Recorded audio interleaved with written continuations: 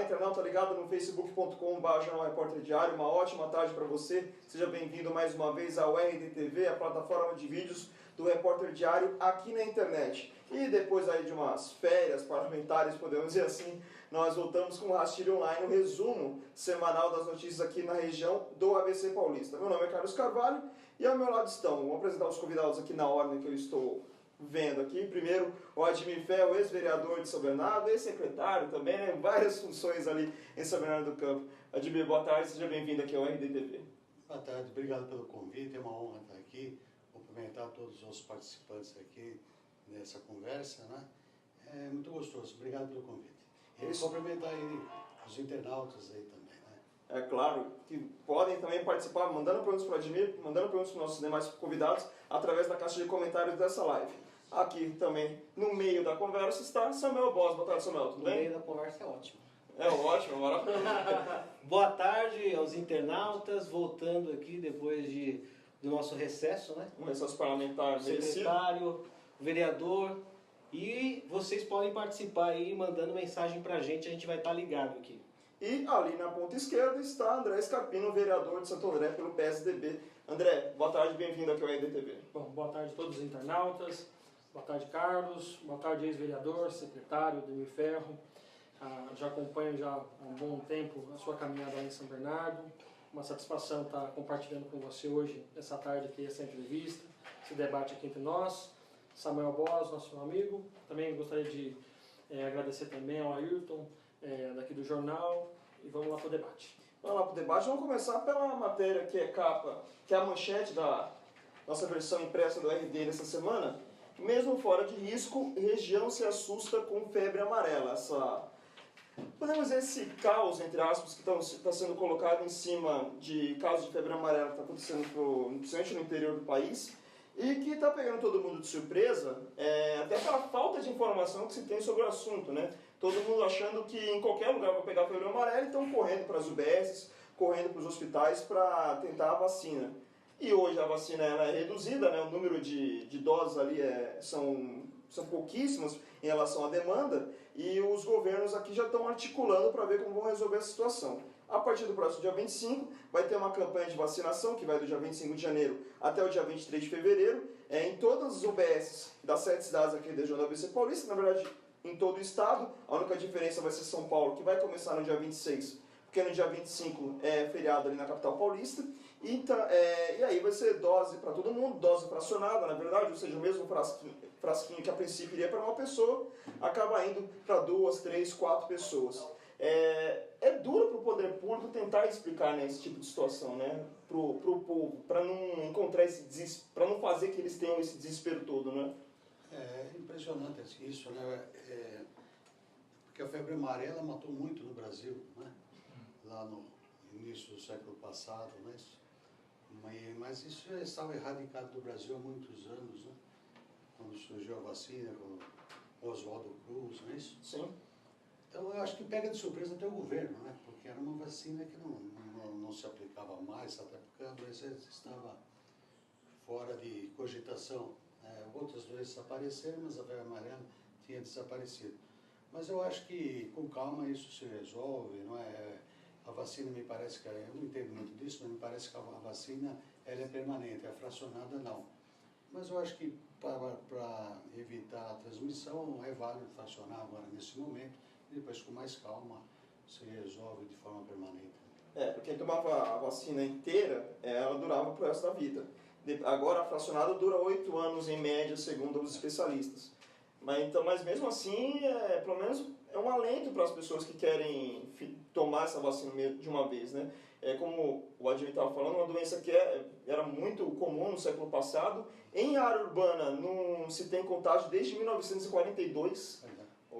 E mesmo assim, com essas informações, as pessoas continuam correndo nos hospitais, confusões atrás de confusões. Vira e mexe, a gente tem na internet vídeos das pessoas brigando literalmente nos hospitais por senha, pela dose. Para você deve chegar todo dia algum ponto desse tipo, alguma reclamação desse tipo, né, André? Não, com certeza. Inclusive, muitos munícipes me acionaram pelas redes sociais, né? Porque cada posto de saúde aqui estava liberando 300 senhas. e estava quase 1.000 pessoas procurando os postos de saúde, então estava tendo uma disputa, estava tendo até acampamento por parte dos moradores, dos munícipes, nos postos de saúde, né? E ontem o prefeito Paulo Serra anunciou que na próxima semana, através de uma articulação com o governo do estado, vai estar chegando até Santo André 150 mil novas vacinas, né? Então, mesmo havendo, Santo André não sendo o foco da doença, não tendo nenhum caso específico da doença, nós vamos imunizar toda a população. Então, o Paulo Serra, nosso prefeito, anunciou isso ontem pelas redes sociais, essas 150 novas vacinas, 1.000 novas vacinas, para imunizar toda a população, mesmo sabendo que não existe nenhum risco, né, nessa situação, que tem que estar tudo controlado, mas para tranquilizar toda a população nesse sentido. É que no ABC teve um caso de morte que está sendo suspeita de febre amarela, né? Mas geralmente a contágio é uma pessoa que viajou para o campo, né? Viajou para uma área de mata nativa, que é o principal lugar de criação desse mosquito. A gente tem 3 erros nesse caso da febre amarela. Primeiro, os casos começaram no ano passado e não teve uma programação adequada do governo federal para vacinação. Esse é um erro. O segundo erro é dos nossos colegas jornalistas dos telejornais, né? Não o da mídia impressa. Aí a gente põe todos os canais, que primeiramente, a gente sempre sabe que em janeiro gostam de, não tem pauta, né? Não tem pauta política, vamos falar da dengue. Aí fala da dengue, aí começa a puxar caso da dengue, então tinha febre amarela. Vamos puxar febre. E aí começou a alardear todo mundo, ó, tá morrendo gente, e só dava isso nos telejornais. A população assiste e foi correndo para os postos de saúde, achando que a gente estava vivendo a maior epidemia de febre amarela dos últimos 100 anos. E o terceiro erro é da população. Porque se a vacina dura para a vida inteira, e o pessoal está indo se vacinar, mostra como a nossa população trata a questão do prevenir e remediar. Né? O povo brasileiro sempre prefere remediar. Prevenir, tá tendo vacinação para levar seu filho, não vou levar. Tá tendo vacinação da gripe, não vou ir. Aí quando dá um surto de gripe, aí todo mundo vai. Dá surto de dengue, aí todo mundo vai. Surto da febre amarela, agora todo mundo vai. Então são 3 erros, né? O alarde sem necessidade da imprensa televisiva. O governo que sabia que estava acontecendo os casos e não programou uma vacinação durante um ano, de 2016. E a população que desesperadamente vai, e sabemos que essa vacina poderia durar para a vida toda e muitas dessas pessoas não foram vacinadas. Então fica o principal recado que fica aqui para o internauta é o seguinte: não precisa se desesperar para tomar a vacina. Vai ter uma campanha de quase um mês aí, em algumas cidades até estão anunciando que os postos vão abrir no final de semana para também vacinar as pessoas, então não precisa entrar no desespero. Vai ter vacina para todo mundo vai poder, com calma, com tranquilidade, ser medicado e assim a gente acabar com esse caos aí que está sendo instaurado. A grande questão aqui na região, em que pese dizer que não há casos, né? Mas na verdade o pessoal, principalmente nessa época, mês de janeiro, o pessoal vai muito para o interior, vai muito para os lugares que são lugares de risco. É por isso que a necessidade também de imunizar aqui, mesmo não tendo a doença, mas as pessoas estão com medo, inclusive, de ir para a casa de campo, ir para o sítio, ir para a chácara, né? Porque aqui sabe que não tem, mas lá onde eles vão, né, pode ter um risco maior. Então, é uma obrigação, sim, dos prefeitos da região, mesmo sabendo que não há caso, tentar vacinar a população como um todo o mais rápido possível. Só lembrando que anteriormente as vacinas geralmente eram indicadas para quem viajava para o norte do país. Sim. Esse surto da doença começou na região do sul de Minas, né? Que é uma região muito arborizada, ali Vale do Paraíba. Então a doença foi tendo alguns casos ali mais graves. Como disse o Samuel, não teve a atenção devida e gerou essa bola de neve. Até a gente sentiu aqui no Repórter Diário essa semana que um vídeo com uma especialista chamada Elaine Matsuda, que veio aqui em fevereiro do ano passado falar sobre febre amarela, o vídeo voltou a bombar, né? Voltou a viralizar, as pessoas comentando, assistindo, buscando as informações necessárias sobre sobre a febre amarela de um vídeo de fevereiro do ano passado. Então você vê como tá a situação, né? Ultimamente as pessoas até buscam informação, né? Mas a maioria que às vezes não tem o acesso direto, ou não sabe como ter o acesso a essa informação, acaba entrando nesse desespero. Mas fica aí o recado de calma para todo mundo em relação à questão da febre amarela. Outro destaque aqui da nossa versão impressa é um número que chamou muita atenção da gente na redação, que o Detran de São Paulo nos mandou, que a média de carteiras de motoristas suspensas aqui na região é de 127 por dia. Ou seja, a cada 1 hora, 5 condutores perdem a sua carteira de motorista por pura imprudência no trânsito. E vira e mexe a gente traz esse assunto do trânsito aqui no Rastilho. No passado a gente fez isso várias vezes, de falar que a educação no trânsito aqui no Brasil ela é muito ruim. Lógico, às vezes tem a parte do poder público, de lugares que não são sinalizados adequadamente, a própria questão de radares, às vezes não é tão bem feita, radares escondidos, os radares móveis que aqui em Santo André foi causa de muita polêmica no ano passado, mas também tem muito do motorista, né, que não faz aula de direção, aprende a ler, tirou a carteira, esqueceu de tudo e vamos embora, né? Mas aí tem uma situação que, na verdade, você direcionou a questão mesmo, porque a maioria dos governos não estão preocupados em educar, estão preocupados em arrecadar, porque senão não havia radar escondido, haveria uma maior sinalização, como você mesmo colocou, e não há, né? Não haveria muita alternância de velocidade dentro de uma mesma avenida, que uma hora é 60 por hora, daqui a pouco é 50, daqui a pouco é 80. O motorista ele tem que andar com um olho no trânsito e o outro olho nas placas, né? E tenho certeza também, né, que a grande maioria dessas cartas suspensas, né, elas são por acúmulo de pequenas multas, né? Ele está cansado de ver pessoas sendo multadas a 40 por hora, porque é 30, ou multada a 45 quando é 40.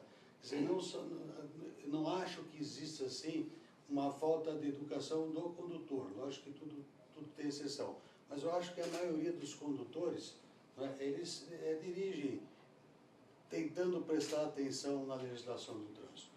Ocorre que, por parte do governo, não vou dizer que sejam todos, mas pela grande parte, vê nisso uma fonte de arrecadação, principalmente nos dias de hoje, quando a arrecadação dos municípios caiu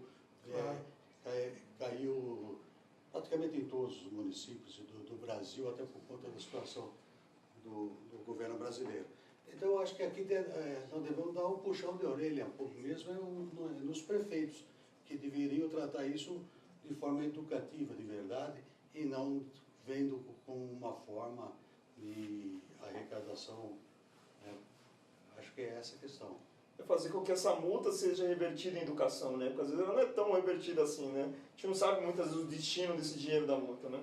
Nós temos, o vereador falou sobre a questão da arrecadação. A gente tem um problema no Brasil, que é a questão dos municípios, que a gente, de uma certa forma, culpa os prefeitos, mas os prefeitos também são vítimas de tudo aquilo que o Brasil vem de alguns anos. Primeiro que, assim, a arrecadação, a maioria vai para a União, e a União que decide depois o que vai para os municípios. E os municípios têm que achar formas de arrecadar e sempre vai, de uma certa forma, onerar o cidadão. E aí encontra na multa, no IPTU, uma forma de arrecadação. O grande problema é que no Brasil existe uma indústria da multa e existe uma outra indústria, que é a indústria para tirar os pontos da sua carteira.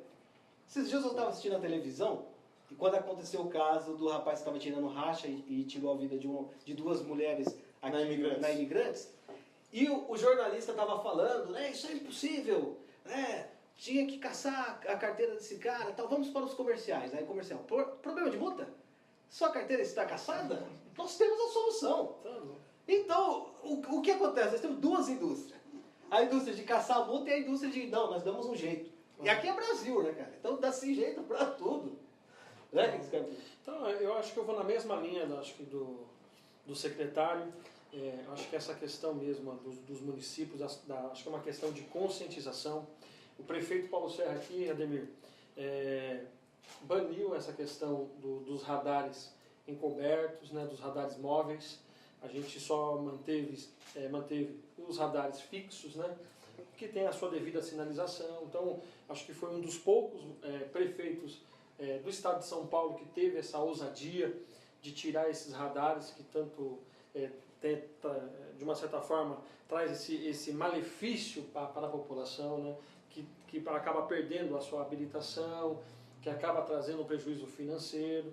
Então, e automaticamente, eu acho que arrecadava quase 30 milhões de reais por ano, isso trazia para o município. Então, você abrir mão de uma receita dessa, em um cenário totalmente desfavorável que o município precisa para trazer benefício para a população, o prefeito precisa ter muita coragem. O prefeito Paulo Serra acabou tendo essa coragem, né? Eu acho que o Samuel precisa, de uma certa forma, reconhecer essa posição do nosso prefeito. Mas porque eu?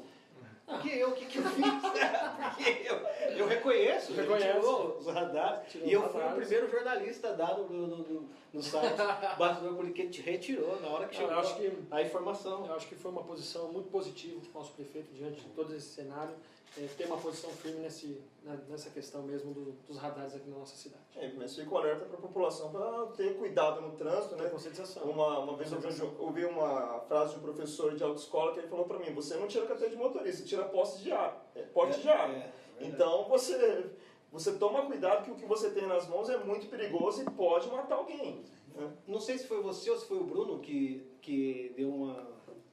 publicou no Repórter Diário que o ABC, a maioria dos acidentes de trânsito que ocorria aqui no ABC tinha uma grande parte que era motos e pedestres são as principais vítimas. E aí a gente vê que a educação foi gasto pelo consórcio mais de 7 milhões com aquele Mr. Mão para ensinar o povo a atravessar na faixa de pedestre, e pelo jeito foi 7 milhões jogados fora, né? Porque não foi efetivo. Nem um pouco. Porque assim, a gente vê que é uma campanha sem nenhum tipo de objetivo. Né? Era o objetivo de põe na rua aí, vamos fazer o Mr. Mão para atravessar na faixa e tal. E a gente vê o número que vários mortos, e principalmente idosos que foram atropelados aqui no ABC. Então a gente tem que rever a forma que a gente educa o trânsito. Hoje saíram os números de dezembro, então vão ser completados os números de 2017 em relação a óbitos de trânsito, no Infociga SP, que é um programa do governo do estado. Mas o número até novembro já estava muito próximo do número de 2016, então fatalmente a gente vai ter um número superior de óbitos no trânsito. Mas é uma questão tão recorrente, fica até chato da gente ficar falando sobre o assunto, porque a gente fala e nada acontece. Todo ano piora a situação. Carlinhos, deixa eu só colocar uma dentro na sua fala. É o seguinte, eu até coloquei um projeto meu aqui para combater as doações que vocês fazem, que os motoristas acabam fazendo para as crianças que ficam nos faróis. Sim. Né? E que ali automaticamente acaba acontecendo exploração sexual, várias outras coisas ali, roubos, assaltos e várias outras coisas ali. E o projeto de lei vai na conscientização do quê? De conscientizar eles através de propaganda. No ônibus, na faixa, no panfleto. É conscientizar através de publicidade os motoristas, os moradores. Faz uma campanha nesse mesmo sentido para o trânsito, para o pedestre, para o motorista, para conscientizar. Você gasta 7 milhões de reais com um boneco, só com um boneco da uma mão faixa grande. De uma mão grande, e não tem efetividade nenhuma. Quanto custa uma faixa? Quanto custa um panfleto? Quanto custa para você colocar uma pessoa ali para conscientizar? Você trazer, vocês são do marketing, vocês conhecem muito bem o que eu estou dizendo. Você consegue trazer uma conscientização informando a população da questão do trânsito, da conscientização do pedestre, com investimento baixo, não de 7 milhões de reais para não ter efetividade de nada. Mas da dengue também, foi do mesmo nível. Mas de alguma forma da dengue vem trazendo resultado, porque o povo vem tomando consciência, porque é algo mais próximo de todo mundo, sem exceção. Né? Às vezes a questão de trânsito, às vezes não é próximo nem dos motoristas, né? Nem eles lembram que tem que ter conscientização. Né? Então fica muito espaçado. A questão do Mr. Mão mesmo, que era para uma travessia segura nas ruas, nas avenidas e tudo mais. A gente teve... Aí mesmo não resultou nada. O Brasil tem, de certa forma, é um dos lugares mais difíceis de você tirar a carteira de motorista, porque você tem, além de toda aquela parte prática, você tem a parte teórica que é o CFC, que é uma semana de conscientização, né? Pelo menos na minha época foi assim. Hoje são 9 dias. 9 dias. Você assiste vídeo, você vê lá o corpo estendido no chão, dizendo e tal. Então, assim, de uma certa forma, consciência a gente já tem que ter na hora que a gente está tirando a carteira. Não é possível que a gente perde a consciência de repente. Vamos conscientizar. Já existe. Você já tem uma... Essa conscientização ela tem que começar bem antes, né?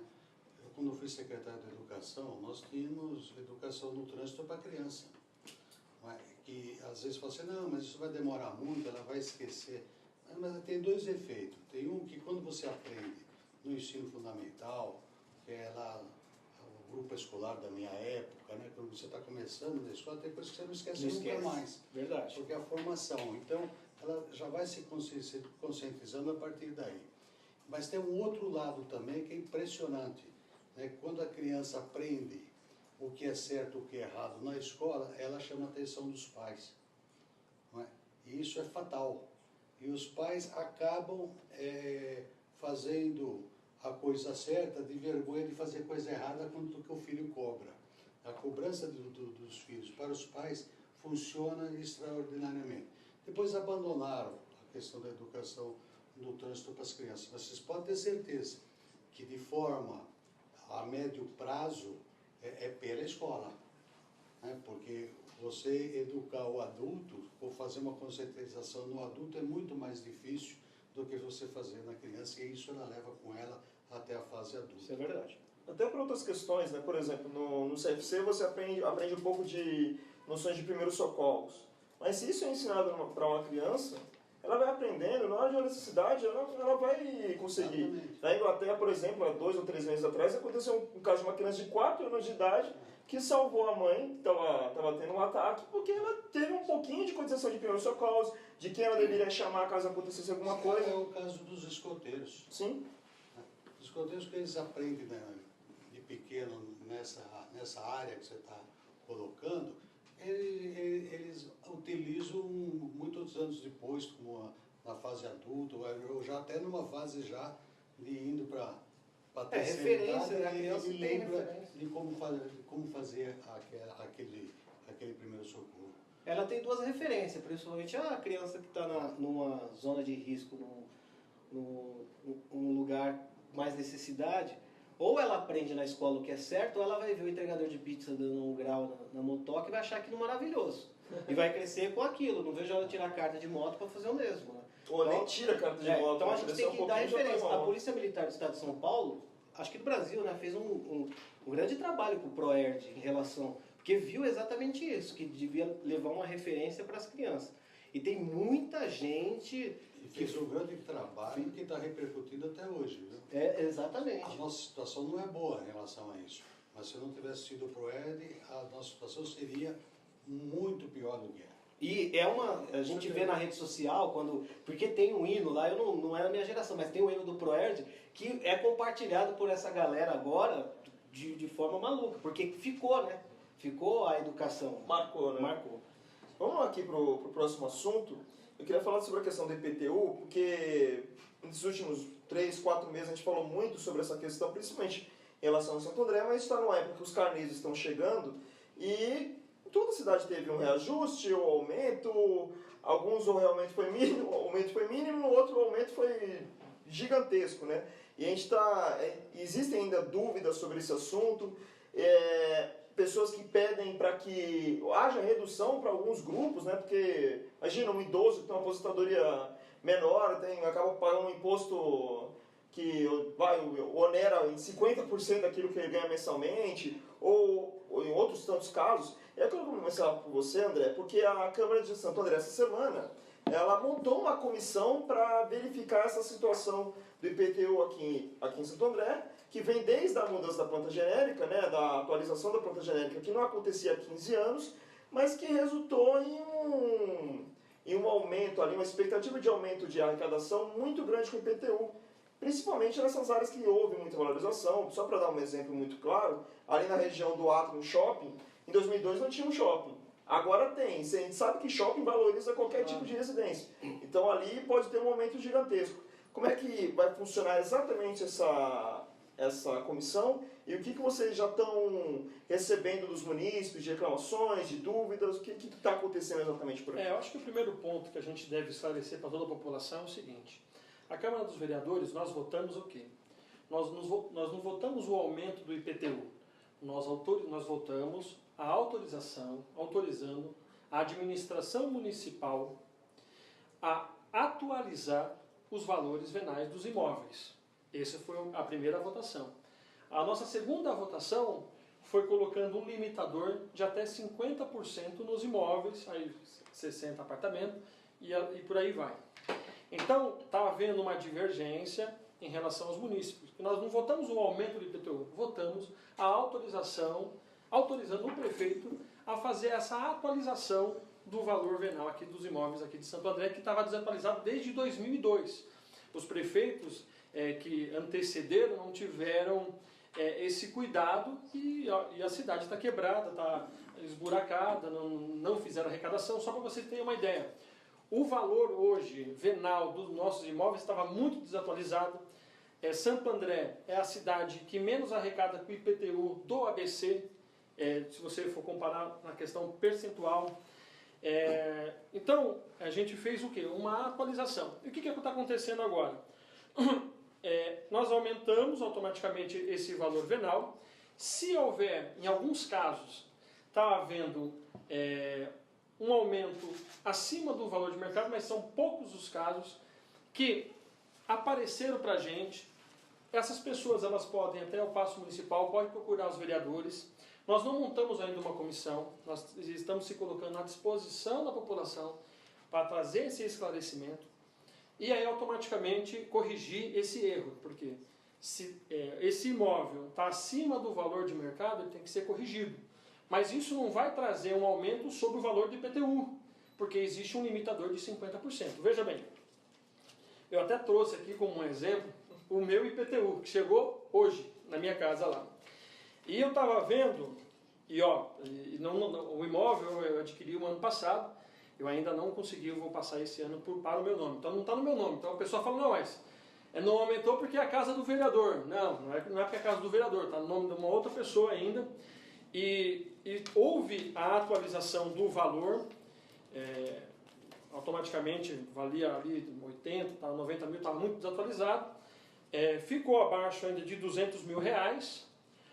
E o imóvel não houve aumento no valor do IPTU. Então, só para você ter ideia, o valor da parcela ainda tem mais 10% de desconto ainda.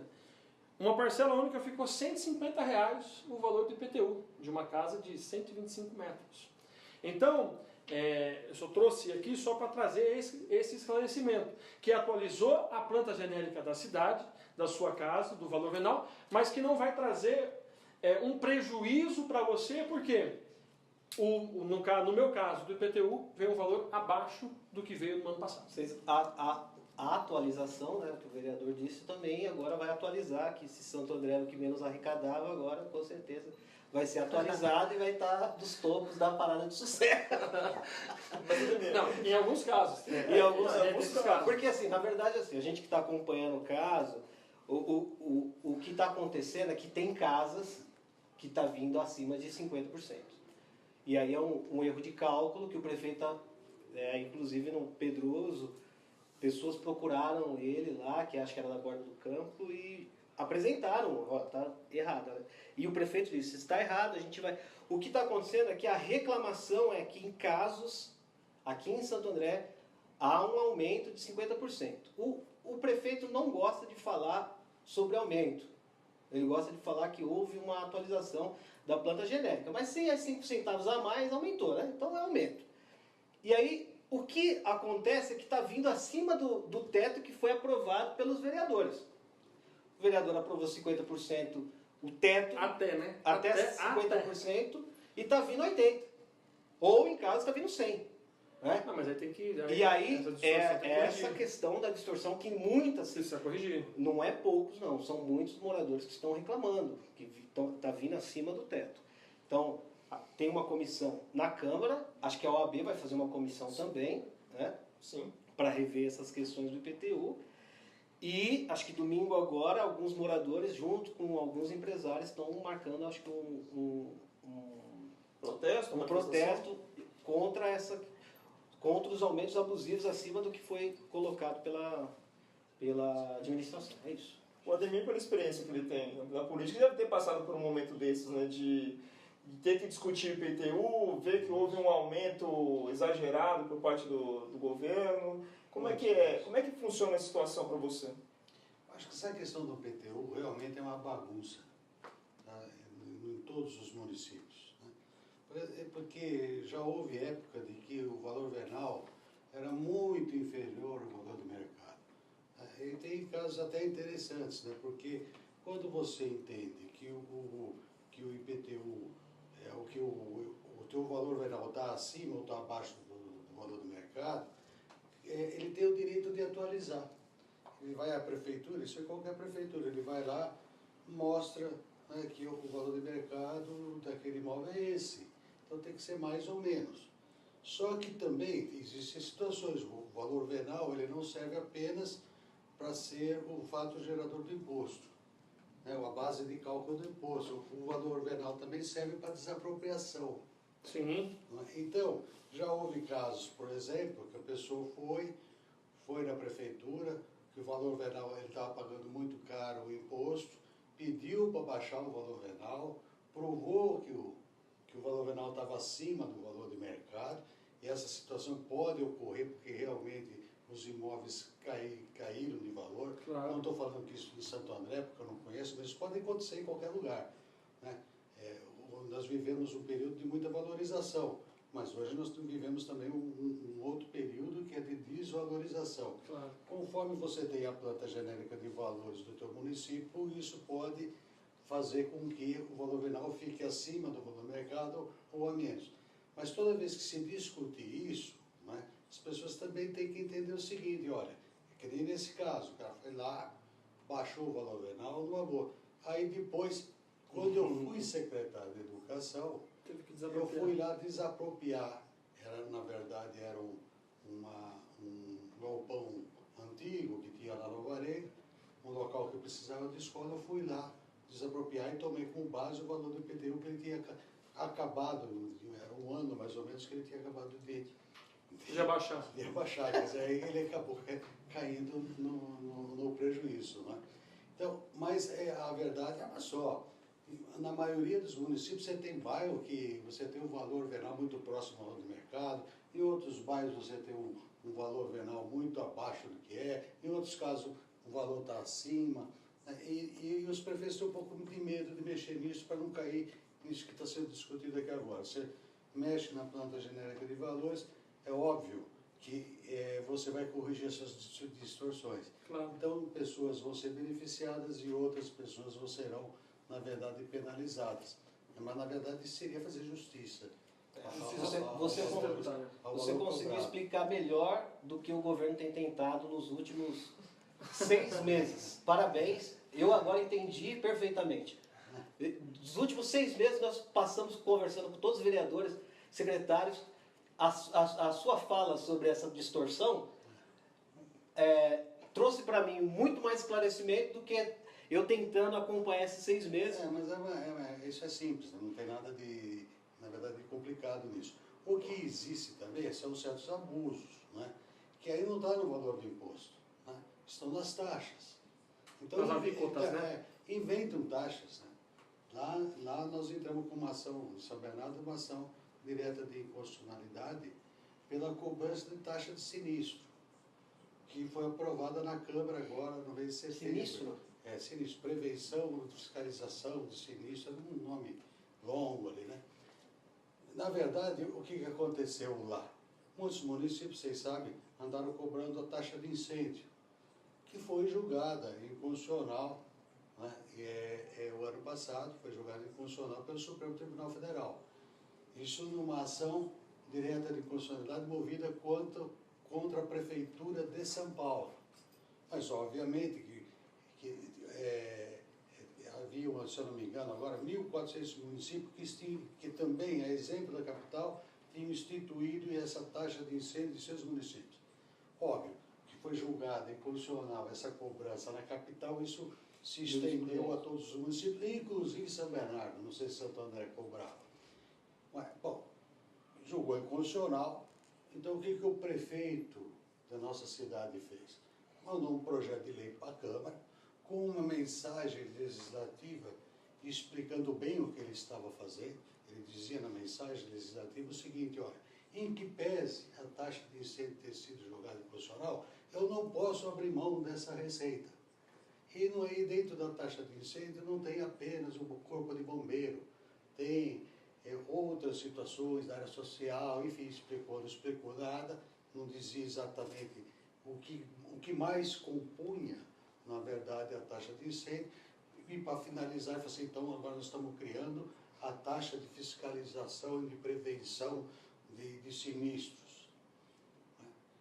A arrecadação da taxa de incêndio em 2017 foi de 21 milhões, pelo menos o previsto, não sei se isso Se alcançou? se alcançou, mas era o previsto, 21 milhões. E agora a taxa de sinistro, mesmo ele dizendo que estava excluindo o corpo de bombeiro para desclassificar, que não era apenas uma mudança de nome, né? Só que o previsto agora é de 24 milhões, quer dizer, ao invés de diminuir, aumentou. Então ficou bastante claro, até inclusive na mensagem legislativa, que ele apenas trocou de nome porque a taxa de incêndio não pode mais ser cobrada. E nós entramos com uma ação direta de inconstitucionalidade, porque essa também é inconstitucional. Claro. Não é? Então não se trata, mas ele não pode mesmo abrir mão. Lógico que pode, porque ele está abrindo mão, não é que ele está abrindo mão, é que ele estava cobrando duas vezes. Não é? Porque a defesa civil, que ele disse que é pago por isso daí, a defesa civil tem que ser pago pelo tá dentro da composição dos próprios impostos. Taxa tem que ser uma coisa individualizada. Taxa você cobra de pessoas que estão sendo beneficiadas. Foi julgado e já? o imposto você... Então, houve uma liminar, não da nossa ação, porque quando nós entramos para a ação, o Partido dos Trabalhadores também já tinha entrado. Eles entraram antes. Nada de ligação uma coisa com a outra. Nós entramos no dia 11, e no dia 11 o desembargador estava expedindo a liminar, suspendendo a cobrança do imposto e a devolução para quem já tinha pago. No dia seguinte, ele reconsiderou o despacho a pedido do governo municipal, ele cassou a própria liminar, ele reviu Legal. a liminar e mandou para o pleno. Então, o pleno deve julgar, então, na verdade, está cobrando, né? E o pleno deve julgar a ação, que eu acho que será julgada inconstitucional, né? Porque é apenas uma mudança de nome, não tem nenhum fato novo. Mas não é isso. Taxa de lixo sempre foi uma discussão muito grande, porque a taxa você tem que quantificar. Como é que você quantifica o lixo, né? Na verdade, você teria que pesar, né? Mas não, você cobra a taxa do lixo num fato gerador que não tem nada a ver com o lixo. Metro quadrado. É por metro quadrado ou pela frente. Às vezes você tem uma frente de um imóvel que está fechado há um ano, ele não está produzindo lixo e você não está recolhendo lixo, né? Mas, na verdade, realmente essa é uma discussão eterna e vai durar aí por muitos... Deixa eu só... De certa forma, muito parecida com a discussão de transporte público, de valor de tarifa. Ah, porque eu tenho que pagar 4,20 se eu vou andar, sei lá, 5 pontos, eu mesma pessoa que vai até o terminal tem que pagar os 4,20. Mas não foi sempre assim. Houve um período, inclusive quando eu era adolescente, que você não tinha catraca. Você tinha um cobrador que ele andava aqui com uma coisa de couro, que tinha uns bilhetinhos coloridos. Um era rosa, outro era amarelo, outro era azul. Então você pegava o ônibus em São Bernardo, ia para São Paulo, mas ele passa pelo Ruge. Se você descesse no Ruge, era o bilhete. Se você fosse descer no Ipiranga, era outro bilhete. Se fosse o ponto final, o bilhete era outro. Interessante. Não é? Isso existia. Né? Então, também não... E o ônibus, você fala assim, não, mas isso é coisa antiga, a modernidade não permite isso, eu jogo pela média, né? Mas o ônibus continua sendo do mesmo tamanho leva o mesmo número de pessoas, então se isso era possível, você vê na época, hoje também é possível. Com cartão, bilhete eletrônico, Até seria mais porque, fácil, até muito mais porque fácil, isso né? tem uma distorção mesmo, é o custo. Você pega, por exemplo, você pega uma cidade como São Caetano, que tem 15 quilômetros quadrados de extensão, e você pega uma cidade que tem 415, como é São Bernardo, se você sair lá do Riacho Grande e for até Taboão, né, você, num trajeto desse aqui, você faz um circular em São Caetano por 5 vezes. Verdade. E aí você tem praticamente a mesma tarifa, o que está errado. Ou alguém está ganhando demais, ou alguém está tendo prejuízo. Alguém está ganhando demais. E eu vou agora só trazer aqui os internautas. Sim, estamos esquecendo isso. Não, o pessoal tá parabenizando os dois participantes aqui, parabenizando o vereador Scarpino por alguns projetos contra a violência sexual infantil, dizendo que você foi o melhor secretário de educação. Obrigado. Está aqui dizendo a Lúcia Nascimento, concordando com você. Érica Cardoso dizendo que você foi o melhor secretário e nunca teremos secretário igual a ele. A Beatriz Scarpino, que eu acho que não deve ter nada a ver com o vereador, dizendo que visite Santo André e ganha uma multa. Era um adesivo que era constante nos carros e hoje já não tem mais. Jumara também parabenizando quando você tinha a educação de trânsito nas escolas. O nosso querido amigo aqui, Aguinaldo Souza, que sempre manda um abraço para nós. Sim, abraço para ele. Antônia Souza parabenizando pelos projetos do vereador André Scarpino. Tiago Abreu falando sobre a febre amarela, que já aconteceu, parece que 2 mortes com o caso da vacinação, né? Que hoje foram confirmadas 2 mortes por conta de vacinação. Pessoas que foram vacinadas tinham a imunidade baixa e morreram por conta de ter tomado a vacina da febre amarela. É verdade, porque tem alguns casos que você não pode tomar vacina. Imunidade baixa, se você tem alergia a ovos, você também não precisa, e pessoas que, se não me engano, acima de 65 anos também não precisam tomar a vacina. Ou quer dizer, na verdade, não podem tomar essa vacina, né? São casos mais críticos. Oncológicos também, né? Que aí vem a parte da imunidade baixa. Exatamente. E aí eu queria falar desse ano também, porque o ano de 2018 é um ano assim, especial por causa das eleições gerais. E uma eleição, podemos dizer, a mais atípica aí desde a redemocratização, porque a gente literalmente não sabe para que lado ir, né? Vários candidatos se apresentando, cada um querendo colocar um perfil diferente, um mais extremo à direita, um mais extremo à esquerda, um mais no centro. Muito complicado toda a situação. A Marina vai ser candidato? A Marina Silva? Provavelmente vai ser. Porque aí nós não temos nem centro, nem direita, nem esquerda, temos uma pessoa aérea. Então nós temos também direita, esquerda e para cima. Né? Uma pessoa aérea. Marina Silva, grande candidato. Que nunca se posiciona com como que eu posso dizer, com exatidão as perguntas que se fazem a ela. Você é a favor do aborto? Talvez. Então, mas o que eu queria levantar a bola em relação a tentar imaginar como vai ser esse ano. A gente viveu nos últimos 2 anos os mais complicados da nossa história, né? Impeachment de presidente, o vice assume, mas o vice também não assume sem credibilidade nenhuma, a maioria do povo não querendo saber dele, os políticos cada vez mais sendo retratados como corruptos, ladrões e outros adjetivos ruins por aí, e, entre aspas, se coloca sempre a esperança de que a eleição vai renovar alguma coisa. Dá para acreditar mesmo que essa eleição de 2018 vai renovar alguma coisa com esse cenário que está pintando aqui no Brasil? É o perigo de se falar em renovação. Né? Você tem momentos distintos, né? E o povo ele vai de acordo com o momento. Nós tínhamos, pós-ditadura, a primeira eleição direta, havia, na verdade, uma sede de votar, né? Todo mundo queria votar. E nós nunca vimos tanto candidato a presidente como nós vimos em 1989. Nós acho que nós tínhamos 15 candidatos a presidente da República. E o pai, o Ulisses não conseguiu, né? Em nomes consagrados, como Mário Covas, como Ulisses Guimarães, como Brizola, como Guilherme Domingues, tantos outros. Aureliano Chaves, um monte de nomes consagrados. E o que nós vimos naquela eleição foi um segundo turno com um governador de Alagoas né, que só tinha ficado famoso por conta de uma fábula criada lá de caçador De Marajá. Marajá, né, e o Lula, né, que vinha da recém-criação do Partido dos Trabalhadores. Né? Quer dizer, seria, no início, se imaginasse 2 anos antes e falasse, ninguém ia falar que essa eleição ia ter um segundo turno com esses 2 nomes. Todo mundo ia falar de Brizola, de Mário Covas, de Ulisses Guimarães e tudo mais.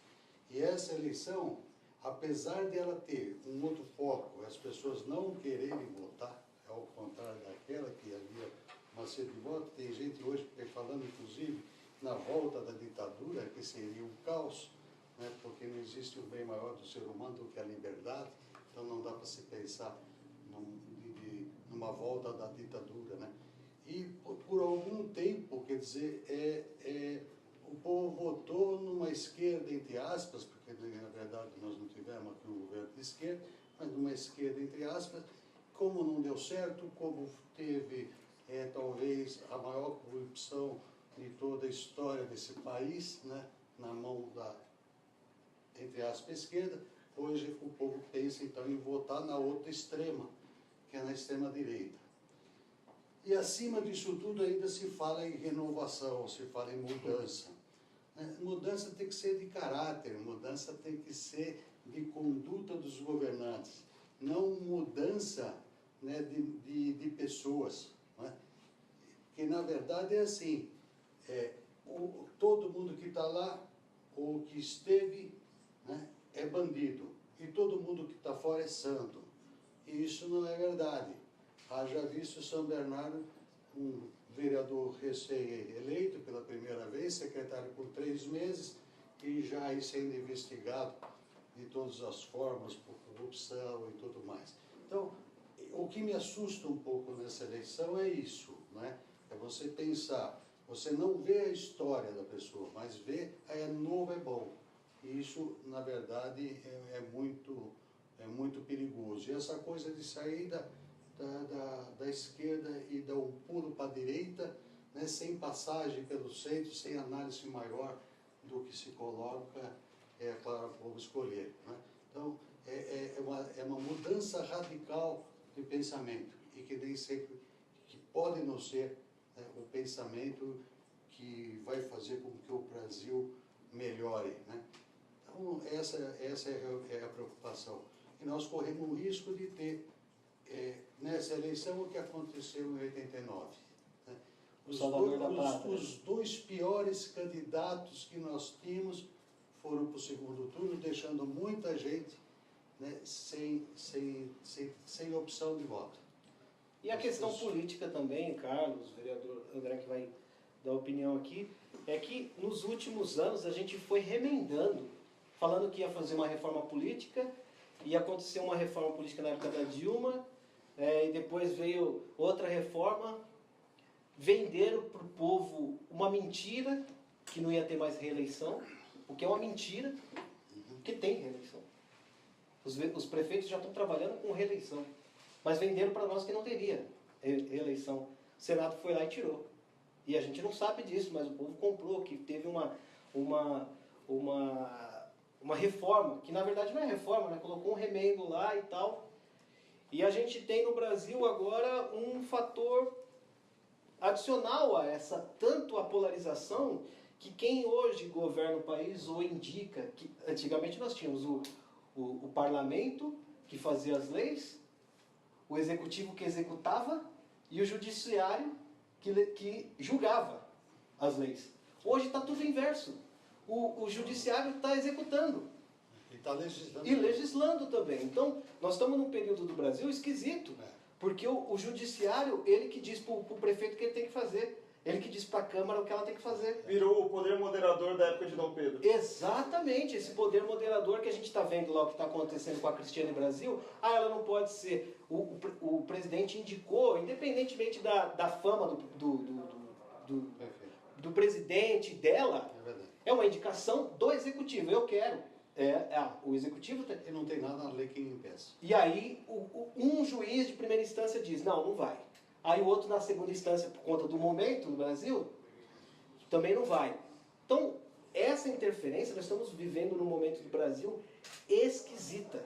Esquisita. Não é simplesmente só essa polarização que teve. Ele falou na época do Lula que diziam os comunistas que o Lula era a direita, era a esquerda que os militares gostavam, né? Então, Ele foi criado pelo Goberi. Então, Ele foi criado pelo Goberi para não deixar o Brizola ser presidente na época. O medo deles era do Brizola e não o Lula. O Lula, para ele, seria um cara totalmente manipulado.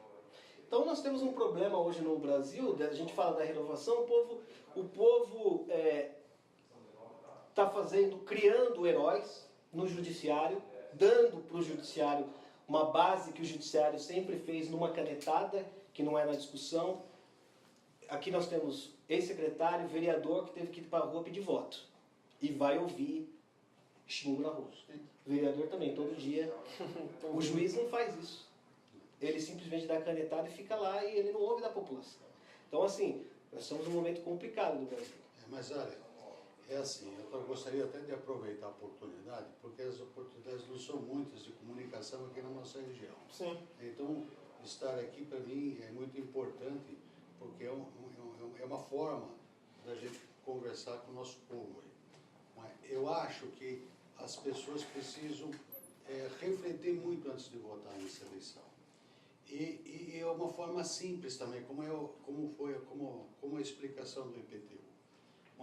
Na verdade, o administrador que é eleito ou o parlamentar que é eleito, na verdade, eles são empregados nossos. Nós contratamos esse pessoal para trabalhar para a gente. Então, imagina você, um empregador na área privada.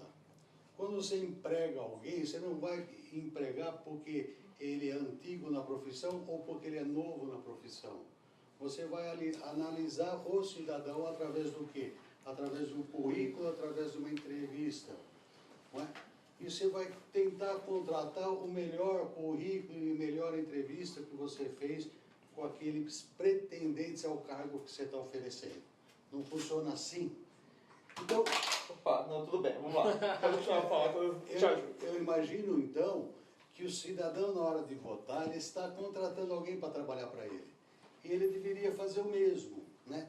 Olhar o cidadão, né? Talvez ele não consiga fazer entrevista com os candidatos majoritários, candidatos a presidente, mas procurar conhecer o cidadão através do seu currículo, que pode estar nele cargos públicos ou não, é? E uma certidão, né? Um atestado moral desse cidadão. Não é? Então, que é o que toda empresa faz, e a partir daí escolher o melhor. E parar com essa coisa de dizer que precisa mudar. Mudança também, existe mudança para pior.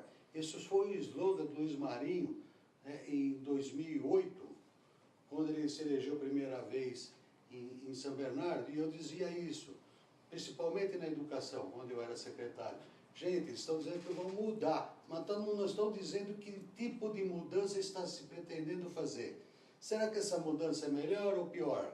E depois foi constatado, pelo menos na educação, que a mudança foi para pior.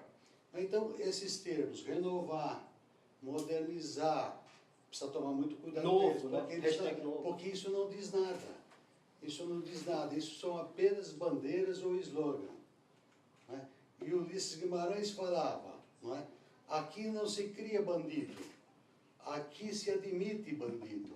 Então, na verdade, o que acontece?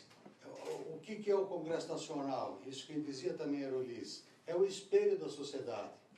Se o cara já é corrupto lá fora, aqui ele só vai achar, vamos dizer, mais oportunidades do que lá fora. Mas o caráter dele já é esse, ele já vai lá buscando isso.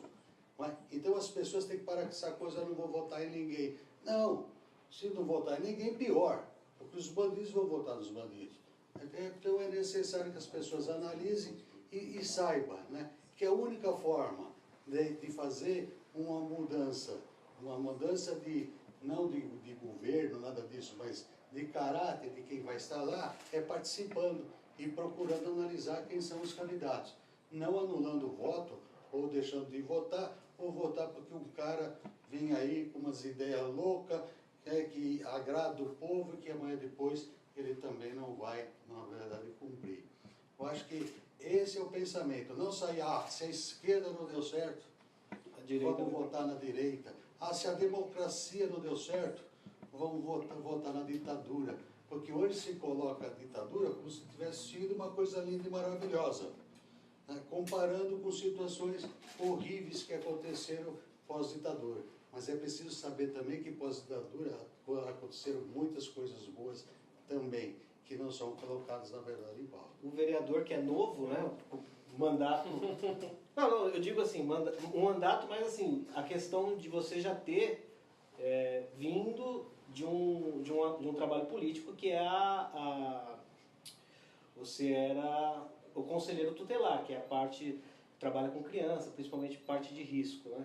E você foi eleito por essa bandeira, né? Sim. Nessa questão do conselheiro tutelar. Como que você vê, principalmente, você mora no segundo subdistrito, onde a gente tem grandes dificuldades lá, como que você vê a população lá olhando para essa eleição agora e você incluindo também no processo político, né? Eu vejo, estava prestando atenção na análise do secretário, vendo essa questão da polarização, essa questão de análise de currículo, né? A gente vê que as eleições presidenciais, ela é muito levada muito na questão do marketing, né? Na questão da persuasão do candidato. Muitas vezes o candidato ele tem um melhor currículo, mas ele não tem a persuasão, não tem o dom da palavra e automaticamente ele não consegue retransmitir esse conhecimento na sua fala. E automaticamente ele vai acabar ganhando toda aquela população em torno do nome dele. E automaticamente, isso é uma coisa que aconteceu com o Lula, automaticamente ele acabou engolindo ali naquela época o José Serra, que não tem muita carisma na questão da comunicação, e é onde o Lula acaba se destacando, né? Se destacou em muitas outras coisas também, né? E aí a gente vê, inclusive, eu estava até em Brasília, acho que na inauguração do escritório do consórcio estava vindo. Quem estava vindo? Bolsonaro. Cara, ovacionado dentro do aeroporto. Ovacionado, assim, coisa de maluco, assim. Estava tomando um café, ele vindo lá, a população vibrando com a vinda dele, assim. Então, como se ele fosse o salvador da pátria mesmo, assim, né? Então, o que a gente vê, né? Será que ele é o grande nome hoje das eleições, né? É esse salvador da pátria, né?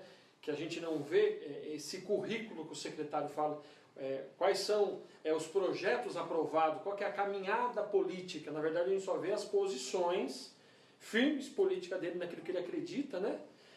Mas a gente não vê uma caminhada na questão da educação, na questão social, uma construção social por trás dele, a gente não consegue ver. Por exemplo, eu acabei chegando como vereador, mas dentro de uma construção social. Ou seja, eu já venho de um trabalho ligado às igrejas, né, na ressocialização de pessoas, numa linha de trabalho com criança, adolescente, no Conselho Tutelar, militante dos direitos da criança e do adolescente. Trabalhei com o deputado Carlos Bezerra Júnior, que é ligado aos direitos humanos, ou seja, então você tem todo um currículo, uma caminhada social e uma construção e um currículo que te permite você chegar e pedir o voto baseado nessa caminhada, né? Então, o que a gente vê? Os posicionamentos das candidaturas, né? Então a gente tem um Geraldo Alckmin automaticamente vindo defender o PSDB meio no centro-direita ali, né? A gente não sabe como que fica, dia 24 tem a decisão do Lula, se o Lula vai para a eleição, não vai, se ele vai ser preso, se não vai ser. Então a gente passa por uma lacuna gigantesca, uma grande indecisão daquilo que vai acontecer e automaticamente isso vai refletir na nossa cidade, vai refletir no nosso estado, na nossa nação e a gente está esperando todas essas indefinições aí. O Bolsonaro é um discurso pronto, né, das principais mazelas do próprio... das mazelas da política, né? Porque quando você tem um crescimento grande da insegurança, e aí ele fala que bandido bom, bandido morto, o cara está vivendo aquela insegurança e ele precisa de um discurso que tenha mais ou menos que represente o que ele está passando naquele momento. Né? Mas o Bolsonaro está aí 30 anos e nem, eu estou fazendo aqui uma crítica pessoal, nem mesmo o militarismo gosta do Bolsonaro, porque o Bolsonaro dentro do militarismo é mais ligado à esquerda, porque fazia greve. Ele foi assessor do Ciro Gomes. Pois é. Então, assim, hoje no Brasil, a gente está vivendo um momento do que é mais fácil acreditar. O brasileiro está pedindo para ser enganado. Está pedindo para ser enganado. Porque qualquer um que chegar e dizer assim, o momento é difícil. Olha, nós precisamos... Olha, o Brasil não passa por um bom momento. É isso. Esse cara, ele não vendeu um sonho para mim. Agora, quanto mais fácil o discurso, o povo está pedindo para ser enganado. Eu quero uma solução Milagre, né? prática para essas questões. E, de uma certa forma, fica esquisito. Né? A gente teve... O ano passado a gente comentou aqui a questão quando o Lula foi colocado como chefe de quadrilha, né? E o Ministério Público colocou ele como chefe de quadrilha porque ele fazia um governo de coalizão. E depois o Michel Temer continuou com o mesmo governo de coalizão e o Ministério Público não está nem aí. Tipo. Por quê? Porque era só aquele momento. A gente tinha que dar esse discurso para o povo. A gente precisa dar uma desculpa para o povo. E enquanto a população não entender que o negócio está feio, mas está feio em todos os sentidos, né?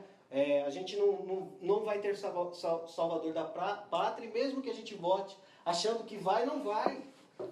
O Trump, para alguns nos Estados Unidos, era esse salvador, porque é o cara que veio do mercado, é o cara que entende como que funciona a economia, e agora a gente vê que assim, ele só era bom como um grande bilionário. Como um presidente que precisa saber conversar com o resto do mundo, está tomando pau. Né? E aí saiu uma pesquisa que 70% das coisas que ele fala é completamente mentirosa, porque ele não tem informação concreta. Passou hoje na Globo News. E é o presidente com menor índice de popularidade há 60 anos nos Estados Unidos. Mas escolheram ele como esse salvador. É a figura, né? Infelizmente a gente acredita muito mais na figura do que exatamente no projeto para o país, né? E é um país de primeiro mundo que já está pedindo a Oprah, porque ela fez um discurso de 2 minutos que o pessoal de Hollywood aplaudiu. Exatamente. E aí eu olho pro Brasil, aí quando vem Luciano Huck, essas coisas e tal, eu falo, o Brasil não é terceiro mundo, é que a gente tem uns candidatos pior, mas é terceiro mundo, mas é uma cópia. Se o país de primeiro mundo está pedindo a Oprah por conta de um discurso de 2 minutos numa premiação de televisão... Não vai ter jeito. A gente está encerrando já o rastilho, mas só para fazer uma última pergunta para o Ademir. Você recentemente saiu do PTB, ou foi saído do PTB, podemos dizer assim, né? Depois de tudo que aconteceu após as eleições de 2016 e tudo mais, o partido que tinha apoiado, estava na base do Alex Manente, que era então candidato adversário do Orlando Morando ali no segundo turno. Depois o PTB fez um vereador, o Aurélio, foi para a base do Orlando, começou a minar as coisas e você acabou saindo. Daqui para frente, quais são os próximos passos seus? Você tem algumas pretensões políticas, pretende ir para outro partido? Primeiro, eu não saí do PTB. A notícia que veio foi essa, né? Aliás, eu não recebi nada, oficial, nenhum telefonema da estadual para dizer que eu não... Nem uma flecha, nem com flecha. Mais do PTB. A flecha não chegou aqui. Mas obviamente, né, que depois de tudo isso, a minha saída do PTB ela é inevitável. Mas, assim, essa, vamos dizer assim, destituição do cargo de presidente da provisória do PTB de São Bernardo, né, na verdade ela vem de encontro já a uma decisão que eu já tinha tomado uns 4 meses atrás. Porque, na verdade, como eu disse ao diário, à imprensa, nós perdemos a eleição, nós não ganhamos. Então, eu entendo, o PTB, eu fui o vice do Alex, o PTB estava na majoritária, nós tivemos 40% dos votos, né, no segundo turno, perdemos uma eleição, mas perdemos com 40% dos votos válidos. Né? Só que, assim, iniciou o governo do PSDB, o Campos, ele queria que nós já estivéssemos no governo. E é isso que ele tentou me convencer logo no início do ano. Mas a provisória do PTB de Sabará não pensa dessa forma, ela pensa que nós temos que ficar, não numa oposição radical, mas pelo menos não participar do governo. É fiscalizar o governo. O nosso eleitor, se nós não ganhamos, ele espera que a gente fiscalize, não que a gente governe. Não é? Então, só que isso não foi o que aconteceu. Do primeiro momento, eles pegaram o vereador que estava aqui, que o presidente estadual nem conhecia, porque eu não quis fazer isso, ele pegou o vereador, veio até a prefeitura de São Bernardo, fiquei sabendo pela imprensa, com a foto dos três juntos, né, dizendo que a partir dali o PTB estava dando sustentação ao governo do PSDB em São Bernardo. Ora, isso incomodou, né? Não dá para trabalhar com uma situação dessa, que a estadual agindo de uma forma... Dando a machadada. E aí, o que aconteceu? No meio do ano, eu decidi ser candidato a deputado estadual. Então, nesse momento, eu precisava definir se ficava ou saía, na verdade, do PTB. E a minha decisão, lá no meio do ano, era procurar a estadual do partido para dizer o seguinte: ou eles mudavam de postura em relação ao governo municipal, ou eu sairia do PTB.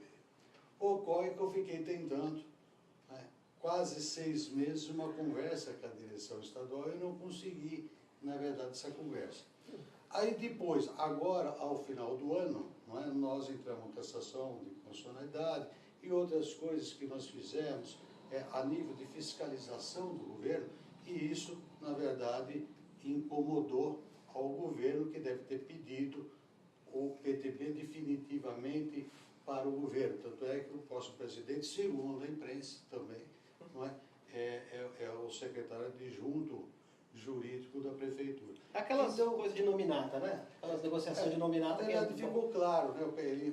A direção estadual entregou o PTB para o prefeito de São Bernardo. Então, obviamente que eu não ficaria diante de uma situação dessa, não por ter destituído ou nada disso, né? Então, obviamente que o grupo todo que está no PTB, vai sair do PTB, eu não vou sair sozinho. Quando eu fui para o PTB, que saí do PSDB depois de 25 anos, foram 300 pessoas na época que saíram do PSDB e foram para o PTB. E isso vai acontecer de novo, as pessoas todas vão sair do PTB e nós vamos, obviamente, buscar agora. Já tinha vários convites antes da destituição, né? E a própria notícia dada pela imprensa, né? No dia seguinte eu recebi já convite de mais 2 partidos, depois que foi anunciado que eu estava saindo do PTB. Então não tem nenhuma preocupação, na verdade, com relação a essa questão, até porque partido hoje, os partidos não têm mais a credibilidade que tinha hoje, no passado. Hoje as pessoas votam muito mais das pessoas do que dos partidos políticos. A ideologia partidária praticamente não existe mais, não é? Então, vamos procurar aí um melhor caminho e, obviamente, nós vamos disputar a eleição para deputado estadual. Deputado estadual. Sim. O André Scarpino, que no início do ano passado a gente conversou, que poderia você vir candidato pelo grupo do Bezerra. No final do ano, eu conversei com o Sherrad, que é o secretário de esportes. Que é presidente do PSDB aqui de presidente do PSDB. E ele... Era, né? Já mudaram. Mudaram a verdade, mudou a eleição. O problema lá do PTB é que você tinha muita capilaridade política e ele ficou bem invejoso. E eu falei com o Sherrad falou que vem candidato a deputado, mas não volta para a Câmara e que haveria uma conversa já contigo de você ajudar na campanha do Sherrad, é isso? Eu acho que é uma coisa, é uma caminhada natural, né? Automaticamente eu vou coordenar a própria campanha do deputado Carlos Bezerra em todo o ABC, né? Automaticamente o prefeito deve ajudar a candidatura do Bezerra, que também é do PSDB. Nós coordenamos toda a questão das igrejas na campanha do Paulo Serra e tudo mais, né? Deputado estadual agora vai vir pré-candidato a deputado federal. automaticamente fica uma lacuna para a estadual, né? E automaticamente o prefeito vai indicar quem será nosso candidato a deputado estadual. Sendo o Scherrad, a gente vai ajudá-lo, né? Mas a gente vem caminhando bastante bem lá no legislativo, né? No início do ano, quando nós estivemos aqui, né? Assumindo, anunciando a posse do mandato, existia aquela expectativa daqueles projetos que a gente estava colocando em pauta. Terminamos o ano muito bem, por alguns institutos, algumas pesquisas. O nosso mandato foi o melhor avaliado da cidade, conseguimos ter 2 projetos de lei. O vereador sabe quanto é difícil você ter um projeto sancionado diretamente pelo prefeito. Tive 2 projetos sancionados no primeiro ano, um que trata da questão de capacitar todos os servidores públicos para identificar sinais de abuso sexual na criança e adolescente. Então esse ano vai ser o ano que vai executar esse grande projeto. Eu fiz um fórum municipal do enfrentamento aqui do abuso sexual, juntamente com a Secretaria de Educação, capacitando mais de 500 professores para identificar sinais psicológicos, comportamentais nas crianças que vêm sofrendo esse tipo de abuso na cidade. Então agora se tornou uma lei municipal. Então vai ter campanhas de conscientização do abuso, da exploração sexual pela cidade inteira, conscientizando os pais, conscientizando criança, adolescente, conscientizando os profissionais da cidade. Um outro é o do parto humanizado, para garantir para todas as gestantes anestesia na hora do parto. Houve algum veto parcial ali, para houver alguns ajustes com a Secretaria de Educação, mas conseguimos também aprovar o parto humanizado. Então, existem outros projetos agora que a gente vai aprovar, que existe um entendimento com o prefeito. Então, a gente sai muito satisfeito, porque no primeiro ano você conseguir aprovar 2 projetos de grande relevância, sair com um mandato bem avaliado, né, pela população, é de grande satisfação para a gente, né? E o que a gente espera é que dê certo esses projetos aqui, que finalmente eles consigam de efetividade, assim, uma efetividade grande, principalmente na questão do abuso infantil, que é muito grave aqui no ABC, não só no ABC Paulista, mas no Brasil inteiro. O que a gente precisa finalizar agora, Samuel? Não, só ia falar que o PTB aqui em Santo André vai dar trabalho agora, esses 2 meses.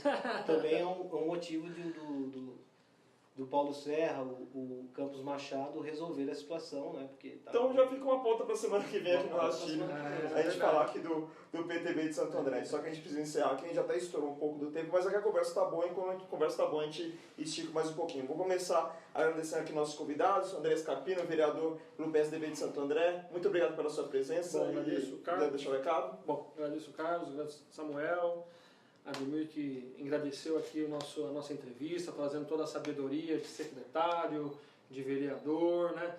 Secretário de Educação melhor avaliado lá de São Bernardo, superintendente do Prodesp também, né? O currículo é grande. O currículo é grande, caminhada, a gente ficou aqui aprendendo bastante com ele aqui, internautas, então a gente fica muito grato para poder compartilhar esse ano 2018, que tem grandes desafios para a gente aqui. Que Deus possa abençoar toda a nossa caminhada, viu? Muito obrigado. E já fica o convite para voltar aqui mais vezes. Ademir Ferro, muito obrigado pela presença. Quiser também deixar o recado para o nosso internauta. Eu que agradeço a todos os internautas, aqueles que nos acompanharam até agora, né? Cumprimentar aí o vereador, eu não o conhecia. Parabéns aí pelo seu trabalho, né? Legal. Vamos conversar mais, Com né? certeza, bom. Eu acho que sempre é importante essa troca aí das cidades irmãs, das cidades vizinhas. Legal. Samuel, obrigado, viu? Obrigado pela atenção, obrigado pelo convite. E o Carlos também, muito obrigado. E todo o pessoal aqui do... E o Samuel que lançou um CD, viu? eu sou cantor também, viu? Ele é cantor, lançou um CD recentemente. Mas Estamos joga jogar nas isso. mãos. Então, a todo mundo aqui do Repórter Diário, muito obrigado a vocês. Obrigado realmente pela oportunidade, como eu disse, a nossa região aqui, né, não é fácil um político, principalmente sem cargo, né, ou sem mandato, conseguir transmitir e conversar com a nossa população. Samuel, valeu. Obrigado esse calor maravilhoso aqui nessa sala. Né? Depois de 3 quilos que eu perdi aqui, obrigado. A volta do Rastilho. O vereador André Scarpino reidratou, vai reidratar agora. 3 copos e... Ademir Ferro. Vai uma briga boa, hein? Machado e Ferro. E obrigado, Carlos. Valeu a todo mundo, também obrigado à nossa equipe. Lembrando que se você perdeu alguma parte desse Rastilho, vai estar na íntegra no facebook.com/repórterdiário e mais tarde no youtube.com/repórterdiário. Se você quiser ver outras notícias aqui da região do ABC Paulista, nós indicamos o repórterdiário.com.br. Valeu, galera. Até semana que vem. Tchau.